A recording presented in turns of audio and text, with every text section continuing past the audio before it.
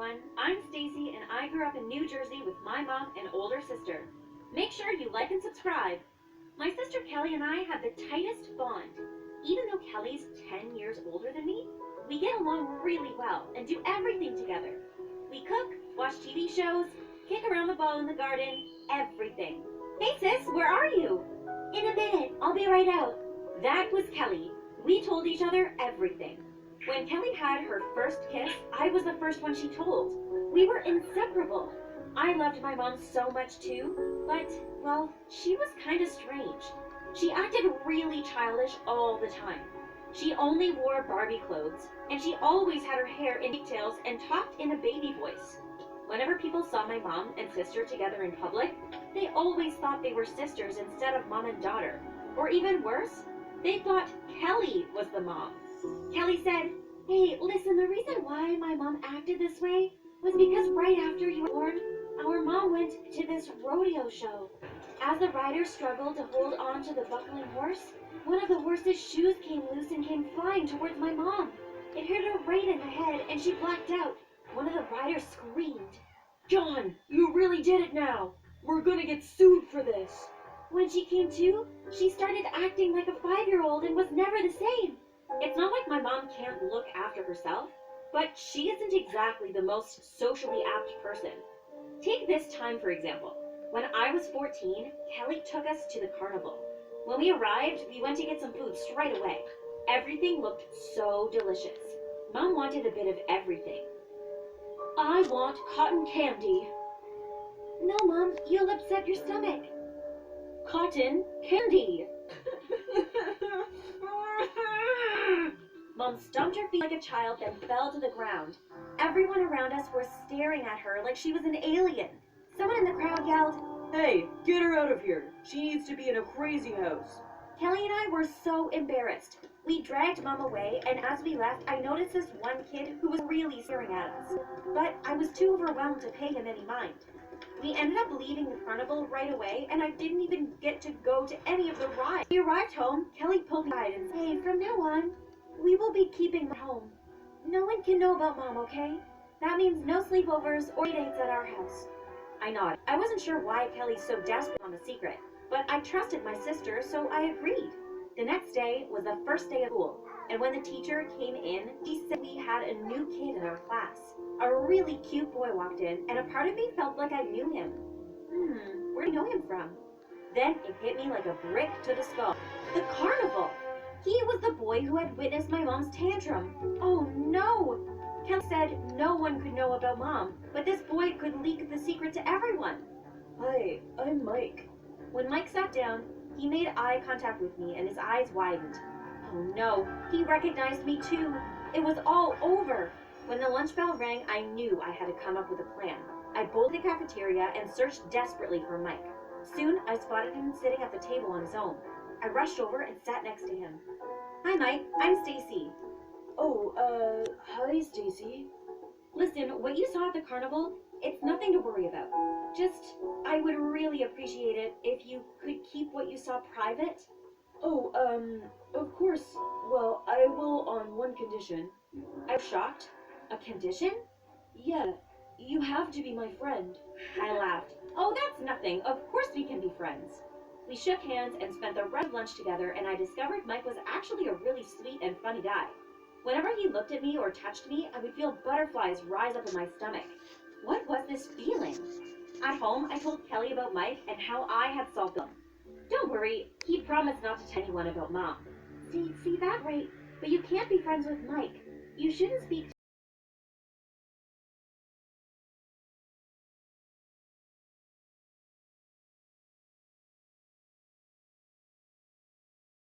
trust my sister again and do as she said. The next day in history class, I sat at the back of the classroom. Mike walked in, spotted me, and sat down beside me. 'Hey, Stacy.' I said nothing. Mike looked super confused. Stacy? Hello?' I turned around facing the left wall. 'Stacy, why are you ignoring me? Did I do something wrong?' I felt so terrible, and I watched as Miss Turner walked in with her hair all a mess. 'It looks like a bird decided to make a nest on her head.' I giggled. 'Stop it!' 'Seriously, what did she use to brush her hair? A pitchfork?' I laughed louder now. Miss Turner shrieked at me to quiet down, and I did. But then I turned to Mike. Sorry for ignoring you. I was thinking about something.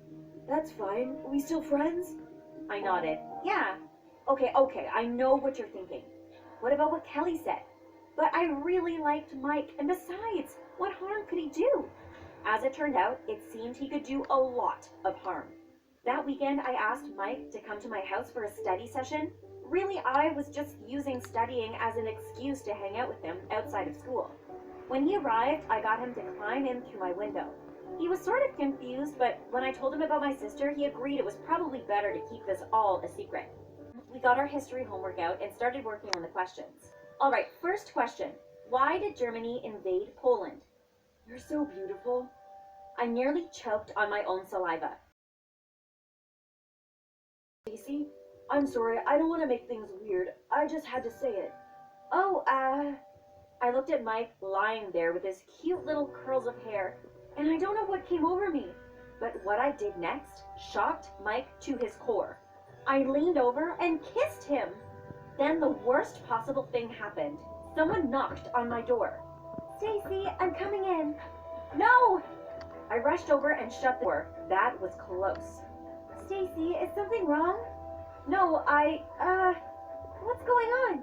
I'm doing a TikTok dance. Huh? Just don't come in, okay? Okay.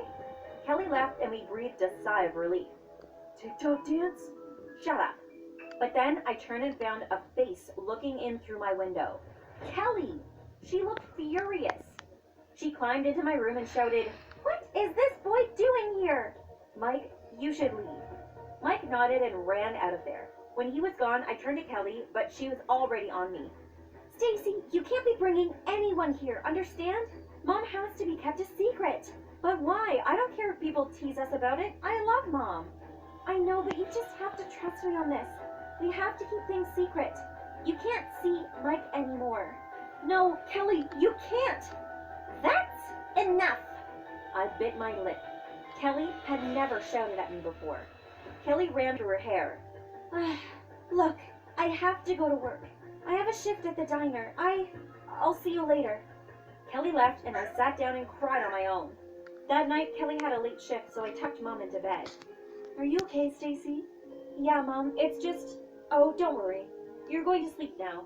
I kissed Mom on the forehead and went to leave, but my foot tripped on something and I slammed onto the floor. I rubbed my knee painfully.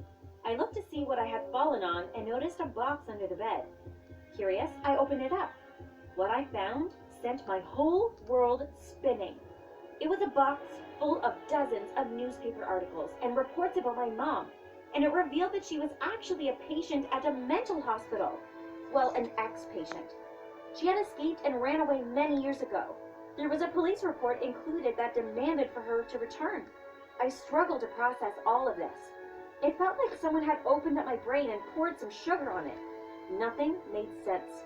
What was even stranger was that they had listed my mom's date of birth as too early. According to this file, my mom was only 10 years older than me. That wasn't possible. How could she have given birth to me at 10 years of age? And what was even stranger was that her birthday, the exact same date as Kelly. What did this all mean? I heard Kelly's car pulling in, so I hurriedly packed everything and sprinted into my room, diving into my bed before Kelly was even at the doorstep. I would come to Kelly about this tomorrow. The next morning at breakfast, we were sitting at the dinner table. Listen, Kelly. No, Stacy, it's all right. I'm sorry. I shouldn't have yelled at you. That's okay. Kelly, I want syrup. What's the magic word? Please. Here. Stacy, I'm sorry about what I said. I've thought about it, and you can see Mike. If he promises not to tell anyone and you trust him, then I trust him. I screamed with joy and launched myself at Kelly, hugging her tight. Thank you! Said Mom, and afterwards I texted Mike and asked him to come to dinner that night. Roughly 10 hours later, Mike knocked at the door and I let him in. Kelly made casserole and the first half of the dinner went really well. But then, the second half came and, well, let's just say things weren't exactly smooth running. The whole time I was thinking about the secret box I had found. I was dying to ask Kelly about it. Eventually, I couldn't hold it in any longer. Kelly, I found the secret box that said Mom was a mental patient and escaped. Kelly froze. Mike dropped his glass, which shattered on the ground. Mom looked a little confused.